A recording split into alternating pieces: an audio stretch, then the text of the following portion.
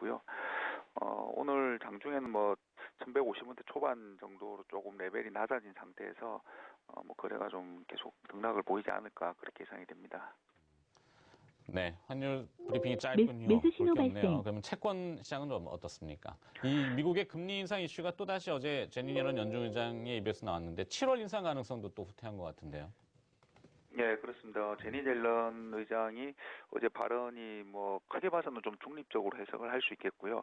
다만 이제 이 앞에 그 발언에 비해서 이제 FOMC 때 발언에 비해서는 조금 덜 비둘기 파적이다라고 이제 조금 그런 해석도 지금 되고 있는 것 같습니다. 그러면서 그 이제 브렉시트 우려 완화랑 좀 이 부분이 이제 합쳐지면서 이제 안전자산 선호가 좀 줄어들고 금리가 조금 올랐는데요. 국내 금리 같은 경우도 지금 그 전일 대비 이제 국채 선물이 3틱 정도 약보합으로 지금 시작은 하고 있습니다. 다만 이제 월요일 같은 경우 이제 브렉시트 우려가 좀 줄면서 금리들이 좀 올랐는데 어제 화요일 날 이제 국내 금리 같은 경우는 약간 이제 상승, 그러니까 약세로 시작하자마자 좀 저가 배수세가 들어오면서 다시 이제 금리 하락, 그러니까 강세로 마감을 했습니다. 그래서 지금 브렉시트가 만약에 이제 그 잔류 쪽으로 되면은 그동안 이제 안전자산으로 이제 금리가 내려왔는데요. 이 부분이 좀 되돌려질 거다라는 부분이 이미 좀 시장에서 다들 반영이 되면서 저가 매수가 좀 들어오는 것 같습니다. 그래서 잔류하더라도 금리 상승폭은 좀 제한되지 않을까 그렇게 예상이 됩니다. 네, 김상훈 팀장님은 어투를 들어보니까 남쪽 계신 것 같은데 부산이십니까? 네, 그렇습니다. 네, 공항이 넓어져서 집에 가시기 좀 좋으시겠어요. 네. 자, 환율 및 채권 금리 동향 함께 들어봤습니다. KB투자증권 리서치센터 김상훈 채권팀장이었습니다. 고맙습니다. 네, 감사합니다. 고향이 부산이시군요.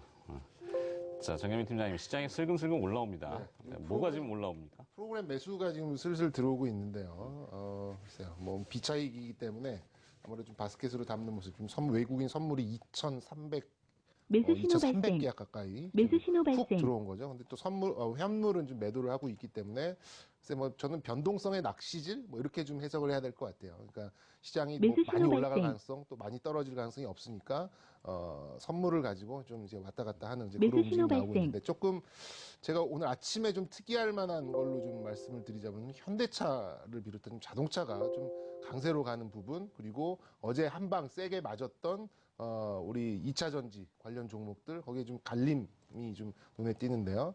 사실 어제 그 일본 재무상, 아소다로 총리가 우리, 개입하겠다. 엔화가 이렇게 강한 거는 좌시하지 않을 거야. 이렇게 좀 얘기를 하는데, 이렇게 국제 환율 시장에서는 크게 움직인 부분은 없습니다. 소폭 엔화가 조금 약해진 부분, 한 104엔 정도, 거기에 좀 걸쳐져 있는 거 외에는 크게 움직임은 없는데요. 지금 현대차를 비롯해서 최근에 현대 모비스 강세 나왔었고요. 또 기아차도 오늘 시장보다는 훨씬 좀 강세로 가고 있어서 자동차 같은 경우에는 환율에 대한 이런 것들이 아닌 그런 개별적인 이슈로 또 좀 접근을 해봐야 될 것 같은데, 그렇게 본다면 2분기 실적이 컨센서스를 충족할 가능성이 높거나 아니면 소폭 상회했거나 둘 중에 하나의 움직임이 좀 예상이 됩니다. 그래서 좀 13만 원대에 어떤 바닥을 딛고 올라가는 그런 모습이 좀 나오고 있기 때문에 자동차 종목들 어떤 좀 수급적인 혈이 뚫렸다 그럴까요? 약간 좀 긍정적으로 볼 수 있는 그런 포인트가 좀 될 것 같고요. 물론 이제 엔화가 어떻게 움직이는지 봐야 될 것 같고요. 2차 전지주 어제 세게 한 방 맞았습니다. 우리나라의 투탑이었던 LG화학과 삼성 SDI 계속해서 어제 뉴스 오늘 아침까지도 나왔었는데 당분간은 어쩔 수 없을 것 같습니다. 일단 많이 기대를 했었고, 일단 보조금, 그러니까 전기차를 구매하는 거에 있어서 상당히 큰 인센티브로 작용했던 그런 보조금 부분이 약간의 좀 미스를 한다는, 그러니까 그걸 놓친다라는 생각을 한다고 하면 양사 같은 경우에는 다음 인증까지 좀 오랜 시간을 좀 버텨야 되는 그런 단점이 좀 있을 것 같아요. 아직까지 배제 이유가 정확하지는 않습니다. 그냥 중국이 자국 산업을 보호하기 위해서 외국 업체들을 다 배제를 했다. 이런 뉴스만 좀 정해지고 있는데, 어쨌든 제휴와 기술 확보까지 시간을 벌기 위해서 어쨌든 어느 정도 시간은 소요가 될 필요가 있고요. 그래서 단기적인 이슈로만 보기에는 두 기업이 중국 쪽에 차지하고 있는 매출 비중이 20%, 30% 상당히 큰 부분을 좀 차지하고 있기 때문에 사실 어떤 기술력이나 판매력이나 마케팅 전략이나 이런 게 아니라 규제라는 것은 0 아니면 1이잖아요. 그렇기 때문에 이것을 이제 넘어갈 수 있는 시점까지는 아무래도 조금 이제 눈높이를 낮춰야 되지 않을까라는 생각을 가지고 있고요. LG화학은 그래도 이제 석화 부분, 석유화학 부분이 어느 정도 좀 유지가 되고 있기 때문에 버틸 수 있는 뭐 다른 이제 뭐 플랜 B가 있겠지만 SDI 같은 경우는 현재 영업이익을 끄집어낼 수 있는 수익 부분이 없다 보니까 조금 뭐 LG화학보다는 탄력이 더 둔화될 수 있다 이렇게 좀 말씀드리고 싶기 때문에 일단 2차 전지주 뭐 그 밑단까지 뭐 당분간은 조금 기대를 좀 낮출 필요가 있다 이렇게 좀 말씀드리고 싶습니다. 네, 중금과 증권사 리포트를 보니까 이 양산 이력이 좀 짧아서 그게 조금 걸림돌이 됐던 것 같은데 뭐 양산 이력이 늘어나면 그건 핑계인 것 같고 예. 그냥 뭐 우리나라 업체를 인증해주기 싫었던 게 아닌가 저는 이렇게 좀 보고 있습니다. 근데 수요가 많은 급증하잖아요. 뭐 그걸 따라가려면 쓰겠죠, 뭐 지들이. 아무래도 시장에서도 그런 그 기대감이 있다 보니까 지속적인 하락보다는 그 하락에 대해서 매수세가 조금 더 이어지는 것 같습니다. 네. 자, 기업 갈까요, 그러면? 윤봉 과장님이 오늘 준비하신 뭐 이 돌다리를 두들겨 가는 기업. 네. 기업에 대해서 살펴보는 거는 사실상 좀 봤었던 업종군이 지속적으로 말씀드리는 겁니다. 음식료업이나 화장품 이런 쪽이 내수가 수출까지 이어질 수 있는 업종들하고 또 한 가지는 제약바이오 이런 쪽에 대해서는 신성장이 그리고 지속적으로 이어질 수 있는 기업들이 기다리고 있는 그 순서들이 굉장히 많이 있죠. 그렇죠. 그러다 보니까 기대를 많이 하게 됩니다.